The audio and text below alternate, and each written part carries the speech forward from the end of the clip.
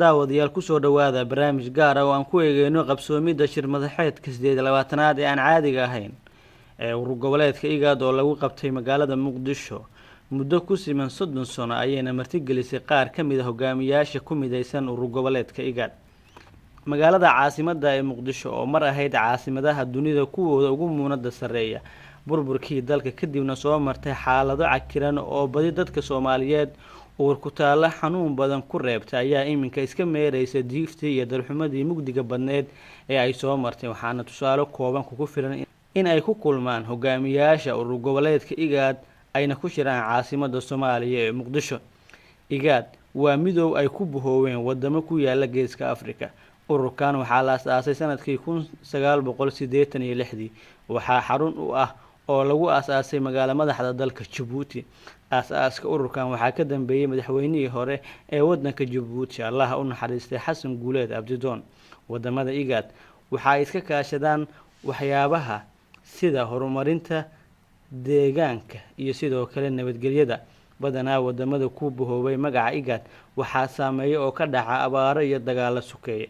wadamada IGAD waxaa ka mid ahaa dalka Djibouti, Ethiopia, Kenya, Soomaaliya, Suudaan, Uganda iyo Eritrea.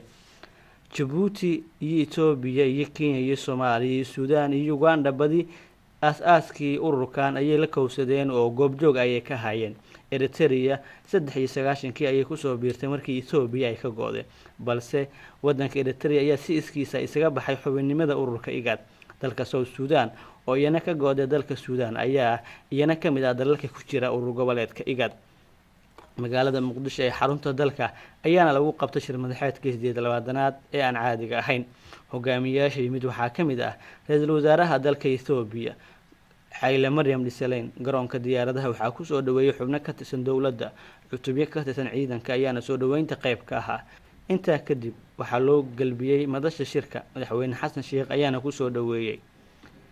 madaxweynaha wadanka Kenya Uhuru Kenyatta ayaa ka mid ahaa isaga laftiisa. soo dhaweyn kooban ayaa madaarka loogu sameeyay. intaa kadib madaxweynaha Soomaaliya Mudane Xasan Sheikh Maxamuud ayaa ku soo dhaweeyay Uhuru wadanka Soomaaliya iyo shir madaxeedka IGAD oo ka qabsoomay magaalada caasimadda ee Muqdisho. madaxweynaha dalka Uganda Yoweri Museveni isaga laftiisu dalka ay ugu dambeysay 1993 barigaas oo uu dalka qayb ka mid ah u haystay General Ciidid ayaa ka mid ah madaxdii yimid caasimadan uga qayb galay shir madaxeedka. madaxweynaha Soomaaliya ayaana madasha shirka ku soo dhaweeyay madaxweynaha dalka Uganda. sidoo kale waxaa madasha shirka yimid wakiilo matalaya dalalka Djibouti, Suudaan iyo South Sudan. madaxweynaha Djibouti oo la filayay imaanshihiisa ayaa diyaaradiisa cilado farsamo ku timid, taasi oo sababtay inay degi weyso dibna ugu laabato dalka Djibouti. madaxweynaha dalka Suudaan Umar Xasan al-Bashiir hore ayuu u soo gudbiyay cudurdaar sabab la xiriira amnigiisa maadaama ay baadi goobayso maxkamadda dambiyada dagaalka ee ICC. shirka oo dhowr saacadood socday ayaa laga soo saaray warmurtiyeed ka koobnaa 22 qodob iyadoo wasiirka arrimaha dibadda Kenya Amina Maxamed ay saxaafadda u akhrisay. madaxda IGAD ayaa sheegay inay ixtiraam u hayaan adkeynta madaxbannaanida midnimada dhulka iyo dadka Soomaaliyeed, iyagoo cadeeyay in laga maarmaan tahay in loo daayo ka tashiga ayahooda. IGAD ayaa soo dhaweysay go'aanka madasha hoggaanka qaranka iyo doorashada sanadkan 2016 ka dhacaysa dalka. sidoo kale waxa ay ku baaqeen in la qabto doorasho hufan oo xor ah isla markaana waqtigeeda ku dhacda. waxaa la amaanay dhismaha maamul goboleedyada iyadoo lagu baaqay in sida ugu dhaqsiyaha badan loo dhameystiro dhismaha maamulka Hiiraan iyo Shabeellaha Dhexe. sidoo kale ciidamada AMISOM ayaa lagu amaanay kaalinta ay ka qaateen nabadeynta Soomaaliya, waxaana la cambaarayay weerarada Al-Shabaab ay ku hayaan ciidamada AMISOM iyo kuwa qaranka Soomaaliyeed. waxaana lagu dhawaaqay sanduuq dhaqaale oo Soomaaliya ay ku taageerayaan dalalka dariska iyo beesha caalamka. wasiirka wasaaradda arrimaha dibadda Kenya Amina Maxamed ayaa si kooban warbaahinta ula wadaagtay warmurtiyeedka ay ka soo saareen shir madaxeedka IGAD ee Muqdisho lagu qabtay.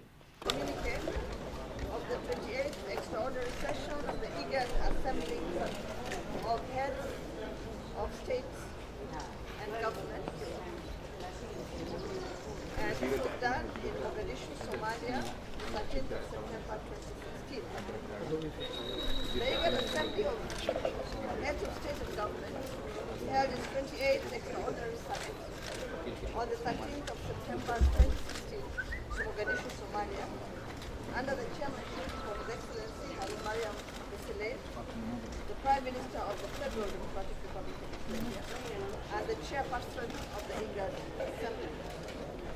The summit was attended by His Excellency Uhuru Muigai Kenyatta, the President of the Republic of Kenya, His Excellency Hassan Sheikh Mohamud, President of the Federal Republic of Somalia, His Excellency Yoweri Kaguta Museveni, President of the Republic of Uganda, His Excellency Mahmoud Ali Yusuf, Minister of Foreign Affairs of the Republic of Djibouti, who was representing President Gene of Djibouti, His Excellency Mr. Mohammed Yusuf Abdul Manan, Ambassador of the Republic of Sudan, Somalia, representing President of Sudan, President Bashir, and His Excellency Mohammed Mualim, the Executive Secretary of IGAD. The summit was also attended by representatives of the United Nations, the African Union, the League of Arab States, and the European Union. It was briefed by His Excellency Mohammed Afey, the IGAD Special Envoy to Somalia. After holding extensive discussions on the development in Somalia, the summit issued the following communique. First, it reaffirmed its respect for the sovereignty, territorial integrity, political independence, and unity of Somalia. Second, it welcomes the updates of the federal government of Somalia on the implementation of the 2016 electoral process. Third, it reiterated the ownership of the federal government of Somalia in leading and setting the priorities for its stabilization and reconstruction in an all-inclusive manner. Four, it commended the recent Somali National Leadership Forum, the NLF, meeting in Mogadishu, on the 2016 electoral roadmap and endorsed its outcome. Fifth, it welcomes the federal government of Somalia's commitment to a credible, transparent, inclusive electoral mechanism towards a peaceful and democratic transition. Sixth, it encouraged all Somalis to participate in the 2016 electoral process and hoped that free and fair elections are conducted within timeline. Seventh, it commended the progress made in the state formation of the country and encouraged the swift completion of Iran and Middle Shabelle state formation. Eighth, it requested the African Union mission in Somalia, AMISOM, to provide all necessary security to the electoral process. Ninth, it condemned the recent Al-Shabaab attack against the AMISOM and the Somali National. kulanka kadib ayay kulan gaar ah yeesheen madaxweynayaasha Soomaaliya iyo Kenya waxaana ay kala sixideen heshiisyo ku qotoma dhinacyada ganacsiga, amniga iyo sidoo kale in Kenya ay ka taageerayso waxyaabo fara badan wadanka Soomaaliya. Madaxweynaha Soomaaliya Xasan Sheikh Maxamuud ayaana faahfaahin ka bixiyay heshiisyada ay kala sixideen dowladaha Soomaaliya iyo Kenya. markaan taa inta uu gudbo maanta wada hadalkeennii aniga iyo madaxweyne Uhuru Kenyatta iyo labada dowladeed ee Soomaaliya iyo Kenya waxa uu ka hadlay qodobo aad iyo aad u waaweyn inta wasiiradda hadda ay ka hadashay waa ka mid in arrimaha dhaqaalaha labadan dal sidii la isugu xiri lahaa, arrimaha amniga sidii la isugu xiri lahaa, sidii loo fududeyn lahaa dhaqdhaqaaqa dadka iyo badeecada intaba si uu dhaqaaluhu hor u kaco. arrimaha xuduudka labadooda dhinac dhaqaalaha ka jiraay iyo dhaqaalaha isaga gudbaya intaba in ayadana la fududeeyo oo la sameeyo xuduudka dul la garanayo oo dhaqaalaha iyo ganacsiga labadan dhinacba ay si fudud ay ugu dhaqaaqi karaan. arrimahaas iyo muxuu ahay arrimo kale oo labada dalba masaalixdooda ah ayaan ka wada hadalnay. labadan dal waa laba dal oo saaxiibo ah oo aan lahayn aragti kale oo aan ahayn inay ahaadaan saaxiibo hadda iyo mustaqbalka hadii. Madaxweynaha wadanka Kenya oo gabagabada isaguna madasha ka hadlay ayaa faahfaahin kooban ka bixiyay dareenkiisa ku aadan imaanshiyaha Muqdisho iyo sidoo kale ka qaybgalka shirkan isagoo sheegay in Soomaaliya uu yahay dal nabdoon isla markaana ay laga dareemayo soo kabasho balaaran waxaana uu ku amaanay dadka Soomaaliyeed iyo dawladoodaba kaalinta ay ka qaateen inay u istaagaan dib u dhiska dalkooda.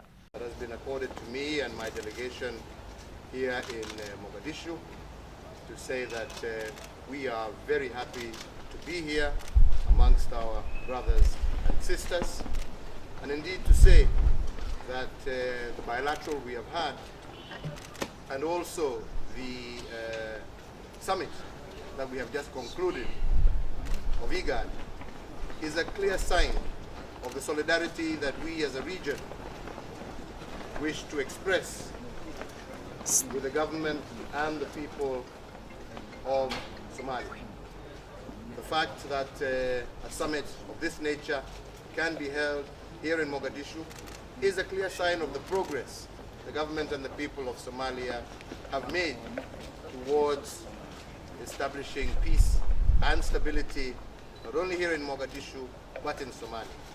That despite the challenges, we are moving and heading in the right direction, and ours is to continue to assure our brothers and sisters in Somalia, our neighbors, that Kenya stands in solidarity with you, that we shall work together to ensure peace, security and stability, because the long-term wish.